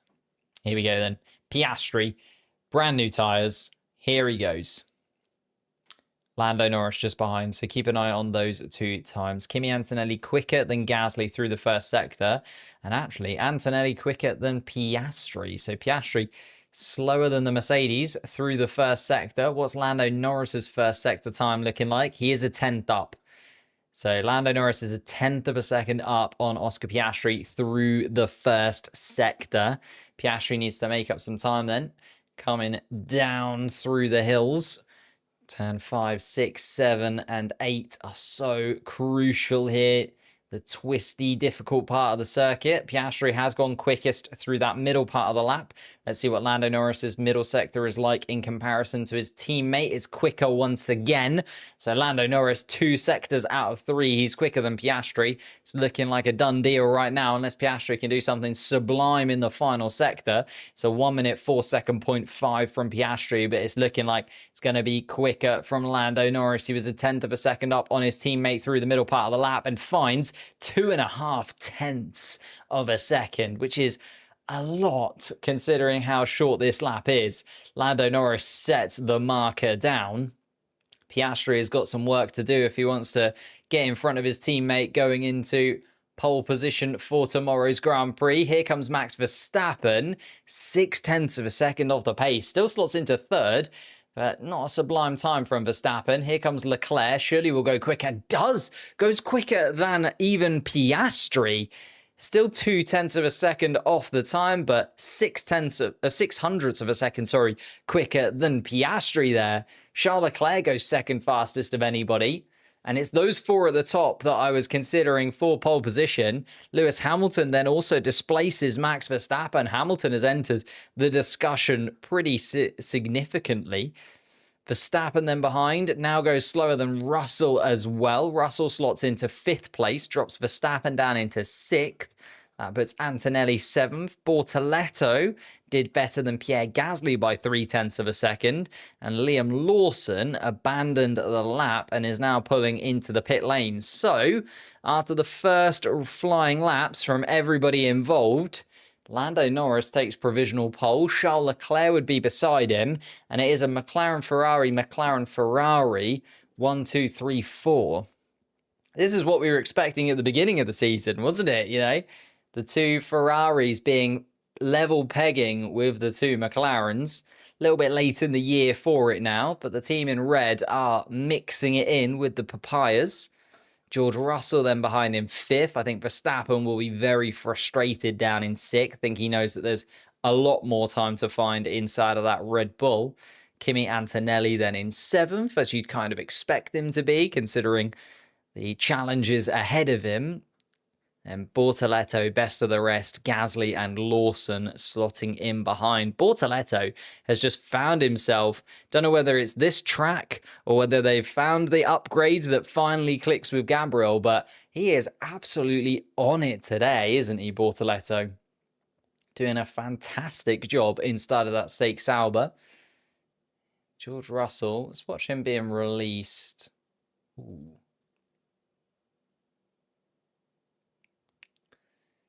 And George Russell, yeah, not very happy at all with when he was released into the grid, into the pit lane, sorry. Liam Lawson also tried to sneak in, but didn't manage to do so. And Lawson didn't even end up setting a full time.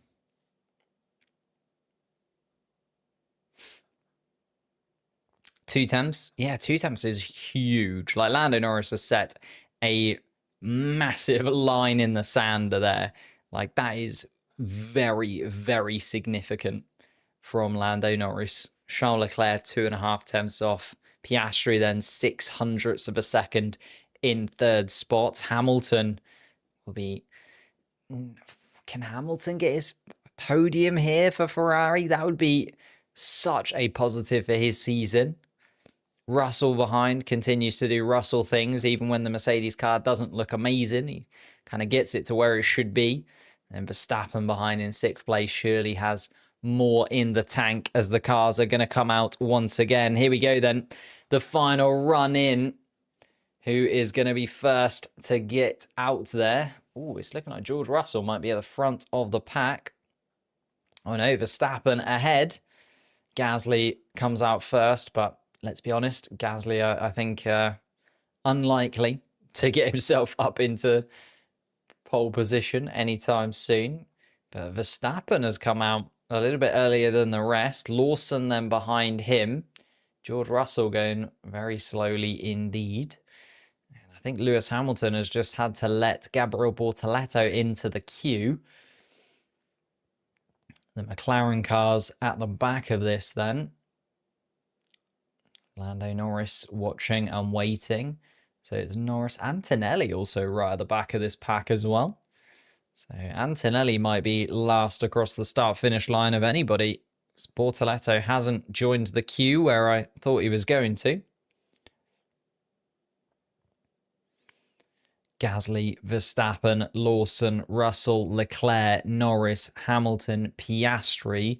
Bortoleto then at the back there is going to be who comes across the line where. And Antonelli is indeed going to be the fastest? Last, not necessarily the fastest, the last man across the start-finish line.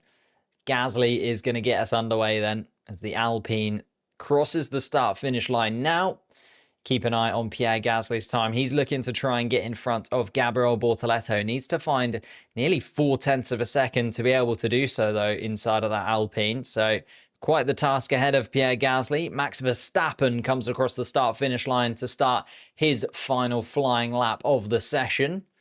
He knows that there's more time inside of that Red Bull. 0.6 of a second adrift of Lando Norris, but he'll have eyes for George Russell. Those two starting side by side once again would be another tasty little battle between them. Max Verstappen's about 1/10 of a second off Lando Norris through the first sector alone. Second sector, third sector still to come. Lando Norris's time looking very swift indeed, although George Russell has just gone quickest of anybody through the first sector. So George Russell, very, very tidy indeed. Lando Norris has just started his flying lap. Lewis Hamilton coming across the start line as well. On Gasly, there's a yellow flag in that final sector. Gasly might have got off here, and that might just cause everybody to have to slow down. Piastri has definitely had to slow through that final sector. I think that might have killed Piastri's possibility of getting pole position. I'll have to keep an eye on his first sector time, but he will have had to slow on that lap. Max Verstappen absolutely miles off of it in the final sector. Did Max Verstappen also have to pull off because of those yellow flags? Possibly. Here comes George Russell then, who did get a clear run. Russell stays where he is in 5th spot. Here comes Charles Leclerc then. Lando Norris is going quicker and quicker. And Oscar Piastri, yeah, did have to back out because of that yellow flag. So it is going to be Lando Norris for pole position. And at this point, he's just gloating now. Is another 3 purple sectors, goes even quicker still, and finds half a second to second place. Hamilton comes across the start-finish line. Go. Max Verstappen down in 7th place as Liam Lawson slots into 6th.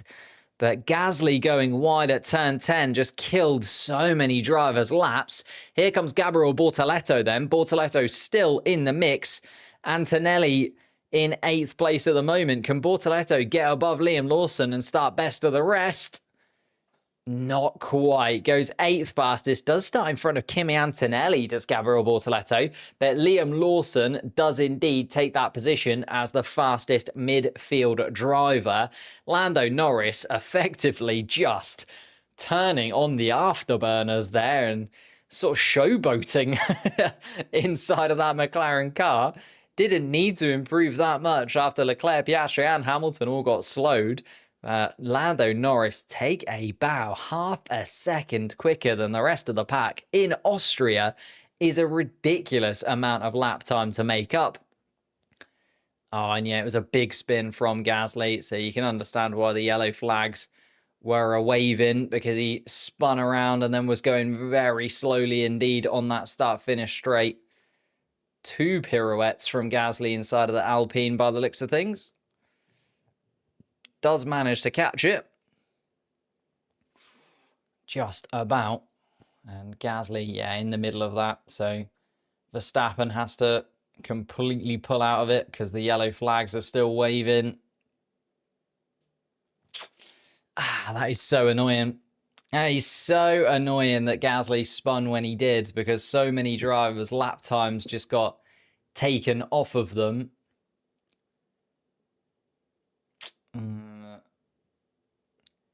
I think Verstappen bailed, but maybe a little bit too early, but I don't know. Half a second, though, from Lando Norris. I don't think anybody was touching that. I don't think anybody was getting very close at all to that. So that is absolutely stunning from Lando Norris. Even though Piastri, okay, we didn't get to see how close he would have really been. Half a second. I don't think he was fine in half a second. Lando Norris take a bow. What a stunning qualifying session once again from the Briton. And again, I said this, right? Austria just feels like the exact tonic that Lando Norris needs right now.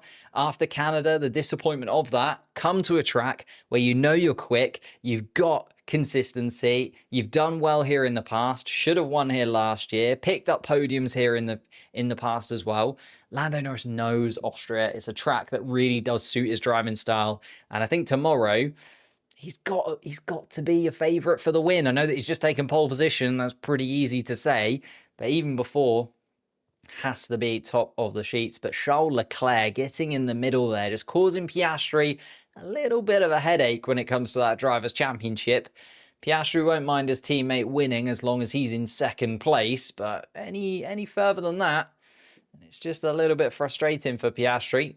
3rd place he will start tomorrow. Hamilton starts in 4th. Russell starts in 5th. Liam Lawson starts best of the rest, and actually the fastest Red Bull in 6th place. Max Verstappen, his old teammate, I was about to say his teammate, no longer his teammate, starts in 7th place. Gabriel Bortoleto, his first Q3 appearance, stunning from him. 8th place, ahead of a Mercedes and Kimi Antonelli, and Pierre Gasly will start just inside of the point scoring places. The 5 drivers that we lost in Q2, Alonso and Albon will start in 11th and 12th. Hadjar and Colapinto will start in 13th and 14th. Ollie Behrman, the final driver to drop out of Q2, will start 15th. And the first driver to drop out of Q1, Lance Stroll will start in 16th place. It's then Ocon and Tsunoda on the penultimate row of the grid, with Carlos Sainz and Nico Hülkenberg starting at the back of the pack. Ooh, it's going to be an interesting one. We're going to be live for it tomorrow. Make sure that you subscribe to the channel so that you don't miss it. I'm going to disappear because it is about 1,000 degrees inside of this room. So I'm going to leave you there. Thank you guys so much for watching the first stream in the new room.